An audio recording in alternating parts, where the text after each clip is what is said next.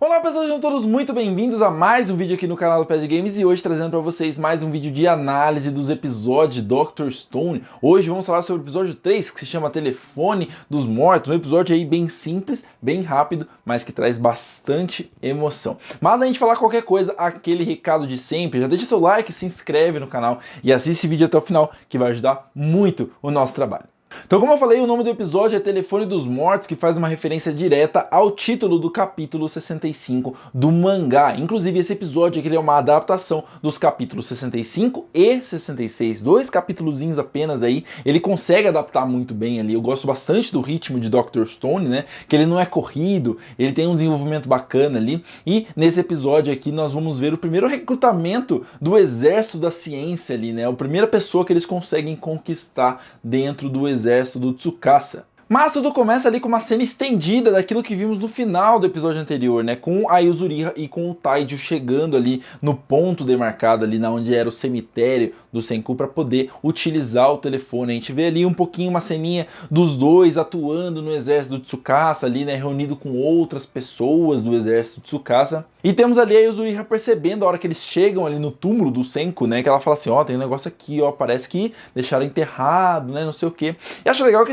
essa sequência inicial não tem ali no mangá, ou pelo menos não no capítulo correspondente, que seria o 65, e tem toda uma preparação para o drama que a gente vê ali, que é o Taijo emocionado, falando com o Senku pela primeira vez em um ano, né? E bem nesse comecinho a gente já tem ali uma palhaçadinha do Taijo, que tá super emocionado, ele não consegue nem falar direito, ele acaba falando que ele é o Senku, e aí o Senku fala assim, não, você não é o Senku, eu sou o Senku. Inclusive, falando isso em voz alta, em português, fica meio estranho, né? A quinta série dentro de mim não morre jamais, desculpa. Porém, o Senku não quer perder muito tempo ali conversando, né? Ele até fala, pô, queria estar aqui, né, matando saudade, conversando com vocês, me emocionando, mas a gente tem coisa pra fazer e precisamos aplicar o nosso plano finalmente, porque não temos muito tempo, né? Logo mais o Tsukasa vai estar com força total pra poder atacar. E aí ele conta pro Taijo e pra Yuzuriha que eles precisam urgentemente trazer alguém até o telefone para eles poderem conquistar essa pessoa, né? Pra começar o plano de fazer com que o exército do Tsukasa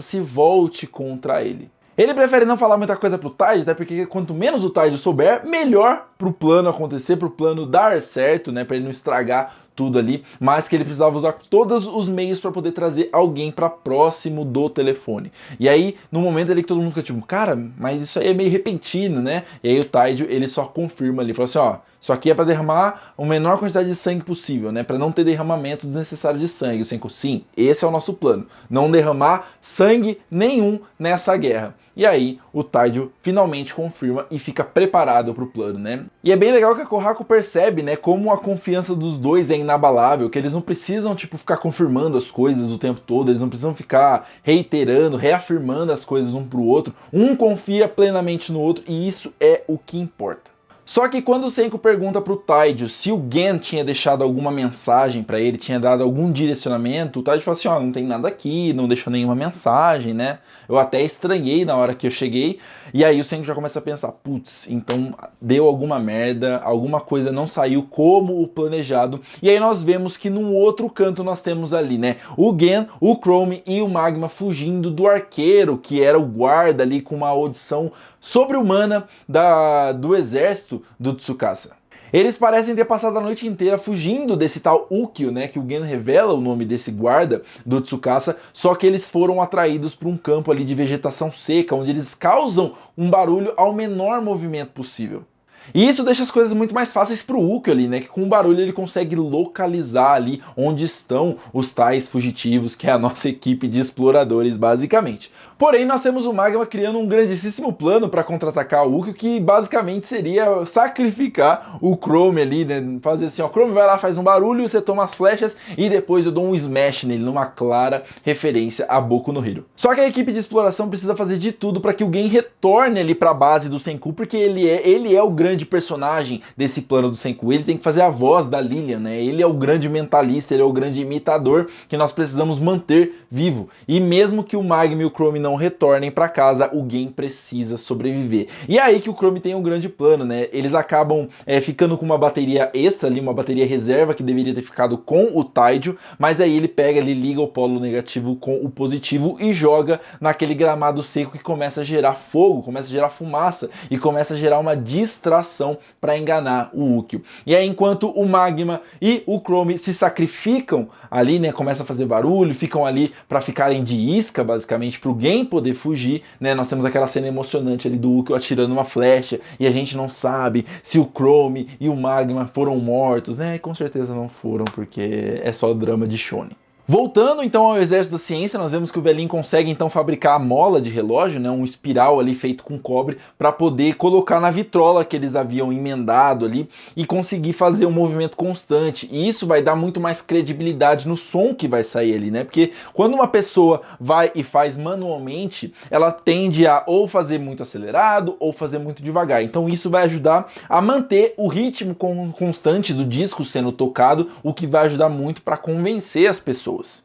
Nós vemos então que o Gen consegue voltar sozinho ali, todo cagado, todo sujo, todo cansado, todo suado. O menino correu muito para poder chegar a tempo. Então se dá início o plano do Senku e do Taijo, que precisa convencer a guarda, né, a pessoa que fica de guarda ali monitorando tanto a Yuzuriha quanto o Taijo, que é a Nikki.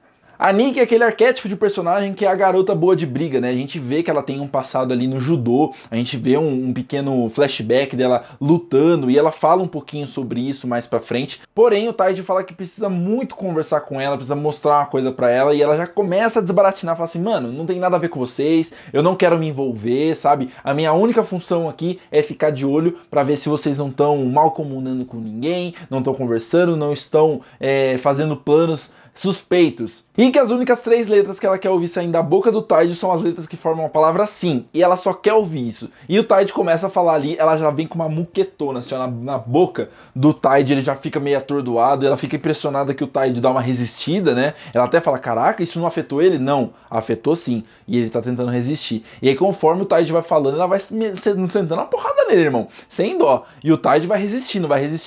E ele fala assim, não importa quantas vezes você me bater, eu preciso que você ouça a mensagem do meu amigo. E ela fica tipo, pera, quê?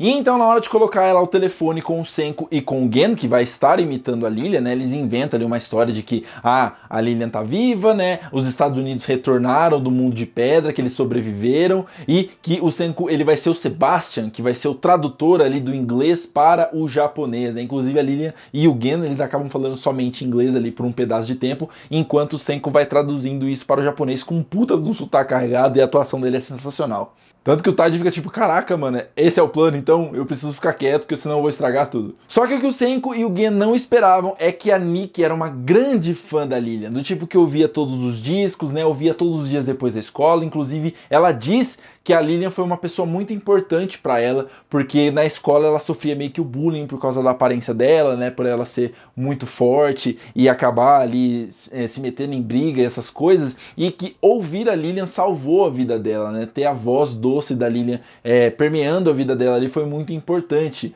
e que ela não ia deixar barato se fosse alguém imitando ela, né, se fosse a Lilian de fato, ela ia ajudar, não importa no que fosse, mas se fosse alguém imitando, ela ia dar uma porrada muito forte.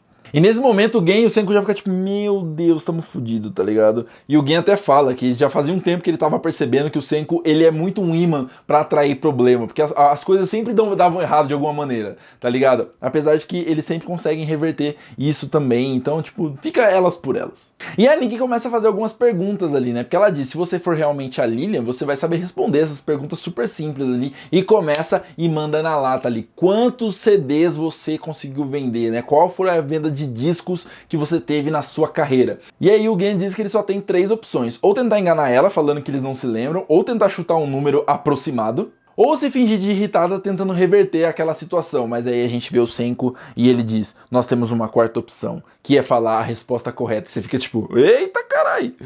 E o Senku começa a usar uma coisinha chamada estimativa Fermi, que basicamente é um cálculo ali que você faz para chegar num número aproximado, não exato, né? Baseado em alguns dados que você também não tem concretos. Então ele começa a usar algumas coisas ali baseado no tamanho da popularidade da Lilia, né? Questão de vendas, turnês, né? Mais ou menos ali, ele faz uma grande estimativa para chegar num número de 60 milhões de discos vendidos. E o Gen dá aquela desbaratinadinha, falando assim, eu lembro de a gente ter feito uma festa para comemorar 50 milhões, só que eu não lembro o número exato, você quer que eu reviva aqui o meu agente pra gente poder ver qual que é o dado concreto? E a Nick, ela fica convencida, ela fala assim, não, beleza, é por aí mesmo, você tá certa, mas eu ainda quero fazer uma segunda pergunta. E o Gen já fica todo animado, fala assim, beleza, com essa estimativa Fermi, a gente consegue resolver qualquer coisa que ela mandar pra gente. E aí ela pergunta, quais são as suas medidas, tá ligado? Aí tipo, todo mundo fica tipo, meu caralho, como é que a gente vai saber as medidas da menina? E aí o Senku lembra de uma vez que o pai dele, o Byakuya, mandou uma foto